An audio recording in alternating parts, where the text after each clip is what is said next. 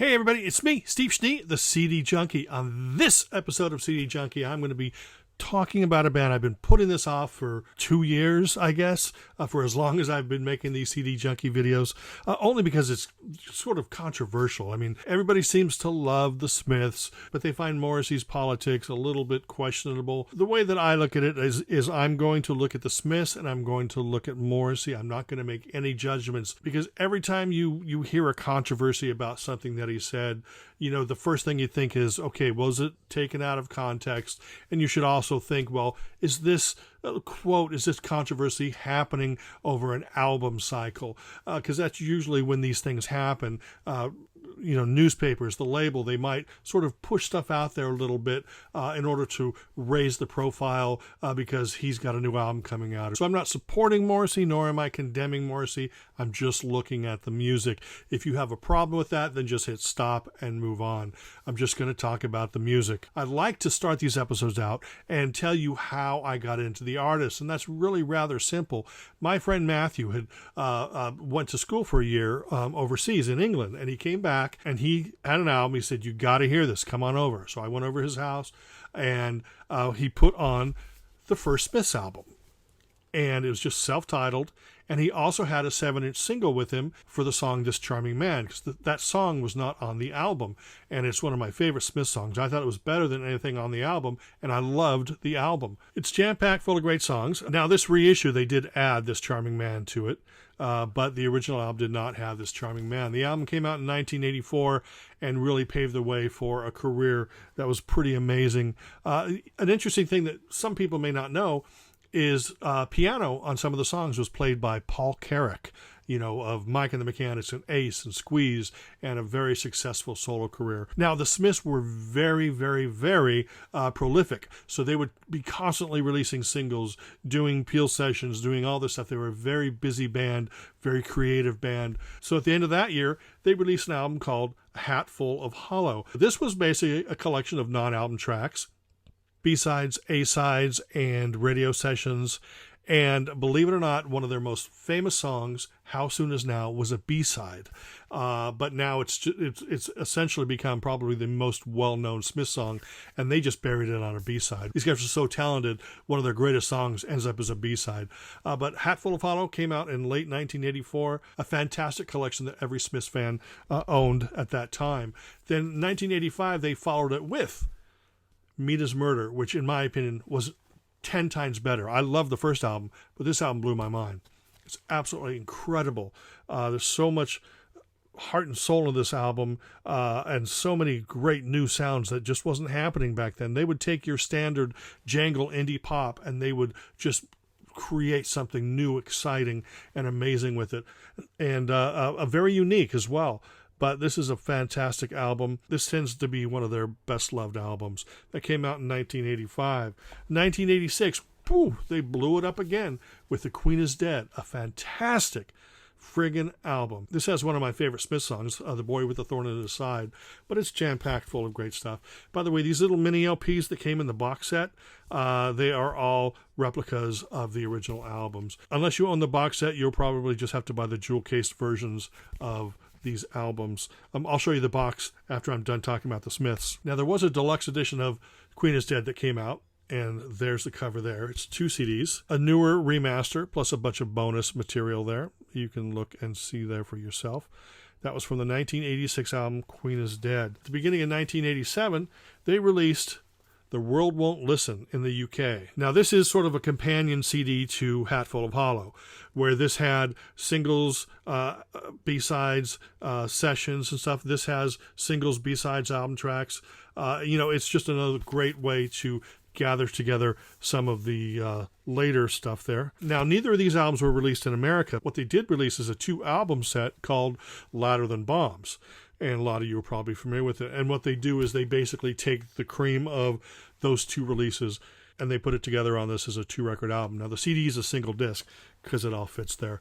Towards the end of that year, they released Strange Ways, Here We Come, and I think about a week before they released the album, Johnny Marr quit the band, so it was essentially the end of the Smiths. But this has more of my favorite Smiths material, such as Stop Me If You Think You've Heard This One Before and Girlfriend in a Coma. It wasn't as great as Queen is Dead or Meet Is Murder, but it was still a fantastic album. You can tell that they were sort of moving in a slightly different direction, trying to add more depth to their sound. While that was the end of the Smiths, they did release a posthumous live album, and it's aptly titled, because everybody knows that I don't like live albums by anybody, and they called it Rank, and that's pretty much what I think of live albums. I'm sorry to upset people. Since these are all little mini replicas, you can see it says include a free poster, and yes, there is a free poster in this. Now, all those albums that I just showed you, except for the deluxe Queen is Dead, are available in the box, The Smiths Complete. This has all these albums.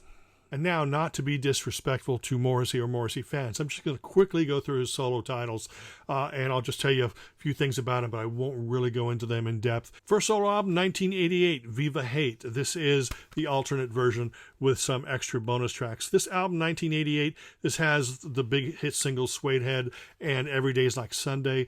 Guitar player on this album is Vinnie Riley from Durutti Column. Some say that he actually co-wrote the songs with Morrissey. Others say he didn't, but either way, it's Vinnie Riley from Durutti Column, and that's fine by me. Really fantastic. Now, he was really prolific, just like the Smiths. He kept on releasing singles before and after that album, and they gathered those non-album tracks, plus a few album tracks, together on Bona Drag. That came out in 1990. Some of the singles included Suggs, Kirsty MacColl on backing vocals. A few of the singles actually featured Mike Joyce and Andy Rourke from the Smiths playing alongside him. Really great stuff. Still continue to put out great music. Kill Uncle came out in 1991. This is the reconfigured version. What Morrissey would do is he would remaster the albums, and sometimes he would change the tracks around or maybe edit a track. A little annoying if you want to keep the original stuff together, but that's what I have. I'll get the original one eventually. Now, on Kill Uncle, he co-wrote the songs with Mark E. Nevin from Fairground Attraction. Mark Bedders from Madness plays bass on it. It's produced by Clive Langer and Alan Winstonley, who did Madness and Dexys and stuff like that. Next album, 1992, Your Arsenal, a much tougher album. This was produced by Mick Ronson. And this is the first time he really had his band. The two main guys in the band at this time was Alan White and Boz Borer. Boz Borer, formerly of the Polecats. 1994 comes Voxel and I. This is the remastered version, and it has like bonus live. This is produced by Steve Lillywhite, and this is the album with The More You Ignore Me, The Closer I Get. But one of my favorite Morrissey songs is Why Don't You Find Out For Yourself? Fantastic. But this was 1994. 1995, here is the reconfigured version of Southpaw Grammar. This actually was also produced by Steve Lillywhite. And this is, very, very, very different as well. It features two songs that are over 10 minutes long. So it's not really his prog album. It's more of his psych out album, I guess. But great songs, tougher sound, experimenting and fleshing out a bit. 1995 comes World of Morrissey, yet another collection of album tracks, B-sides, rarities, etc. I love when he put that together because, that means you just didn't have to buy all the singles, but most of us did, actually. The next album was 1997, another Steve Lillywhite production, Maladjusted. This has like Alma Maters, Royce Keane, Satan's Rejected My Soul, and this is another just fine album. He's moving away from the really commercial Smith sound, and he's really forging his own path. And I think that most people just wanted him to sound like the Smiths, but Morrissey wasn't playing that game. Here's another one of those compilations. This is called My Early Burglary Years. Came out in 2001. More album tracks, B-sides, etc. Also that same year came the Best of Morrissey, which is a American compilation here, and that features tracks throughout his solo career. You Are the Quarry came out in 2004. This is his first album in quite a while, and it's just great, tough, wonderful. This is the album that has The First of the Gang to Die and Irish Blood, English Heart. Fantastic. This is the deluxe edition, which has bonus tracks as well as a bonus DVD. The album was produced by Jerry Finn, no relation to Tim or Neil. Ringleader of the Tormentors from 2006. and another fine album. This actually has string arrangement on one of the songs by Ennio Morricone. Greatest Hits also came out in 2008. There's a lot of Morrissey compilations, and there's a lot that I have not talked about, nor will I talk about, because I couldn't buy them all. I can't afford them all, but it seems like every one of them has at least one song that isn't on anything else. This actually has 2 songs that aren't on anything else, so you need this one. And here's another collection that I highly recommend. They put out some Morrissey CD single box sets, and those are really expensive now, but what you can do is you can get a 3 CD set that features every track from those CD box sets. So all of his singles from 88 to 95, they're all compiled on this 3 CD set. You can see the singles there, and you can see the songs. It's a great collection. 2009 came Years of Refusal. This album actually was produced by Jerry Finn again, and it features like Roger Joseph Manning Jr. from Jellyfish. Mark Isham is on it. Jeff Beck is on the album, and Chrissy Hind is on the album as well. So that's something that you might need to add to your collection, and I highly recommend it. The next album was another compilation called Swords, and this was, gathering up the bonus tracks and the B-sides and singles and stuff from the later period there. Came out in 2009. Great collection, because a lot of B-side tracks are really worth your while. Then in 2014 was his next album, World Peace is None of Your Business. There is also a version of this that has a bonus disc with, I think, like 6 tracks or whatever. This is the first time he worked with Joe Ciccarelli, and it's a really fine collection. It's Morrissey doing something different. And I love when artists take chances and do different things, because he still has that great voice and those great lyrics, and he's still a unique talent, still taking chances. Anyway, following that album came Low in High School. This came out in 2017, another Joe Ciccarelli production.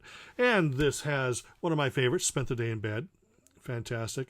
And, more keyboards on this album. 2019 came California Sun. I'm not a fan of cover version albums, and when I heard this was coming out, I thought, I'm not getting that. So it took me about a month or so, and then I thought, damn it, it's Morrissey. He's done it again. So I had to go back and get it, and it's actually really good. It sounds like he fashions these songs to sound like Morrissey songs, which is the way it should be. There's actually, he covers Joni Mitchell, Joe Bryant, Bob Dylan. He actually does the Laura Nyro song, Wedding Bell Blues, that the Fifth Dimension made popular, and Billie Joe Armstrong from Green Day provides vocals to that song alongside Morrissey. So really great collection of cover versions there. And then finally, 2020, he released I Am Not a Dog on a Chain. This is him adding more keyboards to the Morrissey sound, but great voice, great songs, great lyrics. That's what's really important. Anyway, that's it. I really appreciate you allowing me to talk about the Smiths and Morrissey, and I appreciate you hanging around for this long. So remember to like, comment, share, subscribe, and to ring that bell for future notifications. And until the next time, remember me, I'm Steve Schnee, the CD Junkie.